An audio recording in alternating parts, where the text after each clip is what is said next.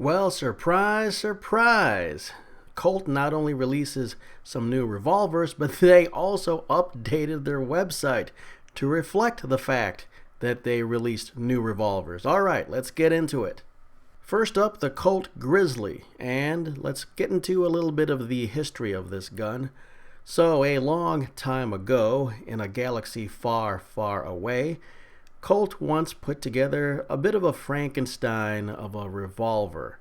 The original Colt Grizzly was a King Cobra mated to a Python barrel that was ported. Not sure why Colt didn't just go all Python, but that's what they did.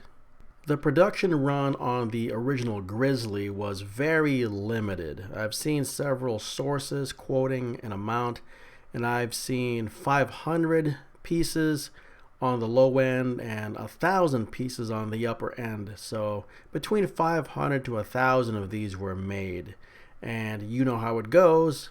Limited quantity sometimes translates into very high commanding prices over on the secondary market. So it's very cool that Colt brought back the nameplate to the Grizzly. So if you ever wanted a Grizzly but didn't want to pay the prices for the original Grizzlies, hey, here's your chance. Now the good news is the new Grizzly is, in my opinion, an upgrade. I'm not trying to disparage the original King Cobras, but they were not pythons. All right, you don't turn a King Cobra into a python just by slapping the python barrel on it. So the current modern day or new generation Grizzly is indeed all python. It is all 2020 python. So in a way you can think of it as kind of a python variant, but it is its own thing. If you look at the gun, it has the Grizzly name on it, and of course its own little graphic, nice little bear paw on there. The new one has a 4¼ inch barrel, but just like the older one, it is ported. Now the porting is different from the original, but that's okay. The porting looks, it looks good. It's on there. The cylinder is unfluted, and again, it's basically a python. I usually don't like the look of unfluted cylinders, but I gotta say the look of the vented barrel plus the porting and the unfluted cylinder, this is a genuinely good looking gun, in my opinion. Next up, we have the Colt Kodiak in .44 Magnum, and this is basically a variant on the Anaconda.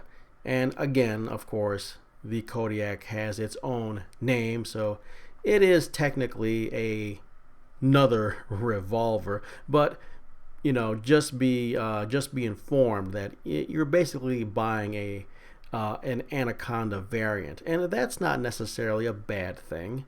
In fact, this makes the current Kodiak, well, historically accurate, because the original Kodiak was also based off of the Anaconda of its day. With the new Kodiak, you're getting a 4¼ inch barrel that is again ported. It has the vented rib, just like the Anaconda, and once again, like the Grizzly, has the unfluted cylinder. And once again, I think this combination really works. Ported barrel, vented rib, plus unfluted cylinder. I'm really liking this combination. Oh, and just a bit of an aside here. Hey Colt, thank you for not messing with the vents. All right, on a 4-inch or on a 4¼ inch barrel, there should be 2 vents, not 3, 2. Okay, that's the classic look you're going for. So thank you, Colt, for not messing with that. And Colt, you need to go and fix that 3-venter on the blued Python with the 4¼ inch barrel. Okay, off my soapbox. Just like the original run of the Grizzly, the original run of the Kodiak was also in limited numbers. So once again, great for Colt to bring the Kodiak back, to give all of us a chance to snag one up without paying the scalper prices. Last but not least, we have the Colt Viper, which is available in either a 4¼ inch barrel or a 3-inch barrel. This gun seems to be built right off of the current production King Cobra because it also has that distinctive new generation King Cobra shape. It's still kind of a polarizing thing. I've gotten over it, but some people just really don't like the current King Cobra and now the Vipers. Let's say rather uniquely shaped trigger guard. Anyway, what sets the Viper apart from the King Cobra, aside from the name and aside from a change in the grips? Well, the Viper has just the ejector shroud. It doesn't have the full lug that runs the length of the barrel. The Viper also has non-adjustable rear sights. It's just just the old notch and channel, kind of like the King Cobra, the version of the King Cobra with just a notch in the channel. So I guess this is a way of Colt fixing their really badly designed adjustable rear sight. Hey, they'll just give you a non-adjustable rear sight. Anyway, so there's a brief overview of these new revolvers coming from Colt. I myself am personally most excited about the Kodiaks and the Grizzlies. The Viper is a nice looking gun, but I don't know, that doesn't set my soul on fire, so to speak, as much as the Kodiak or the Grizzly. So yeah, just when I thought I was done buying revolvers, yep, looks like either the Colt or the Grizzly, maybe both, will be finding their way into my collection.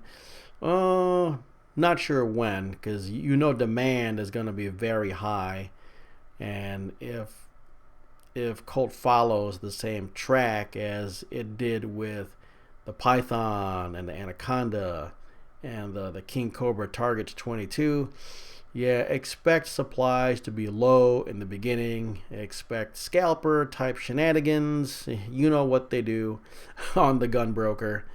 Anyway, all right, thanks for watching. Catch you all next time.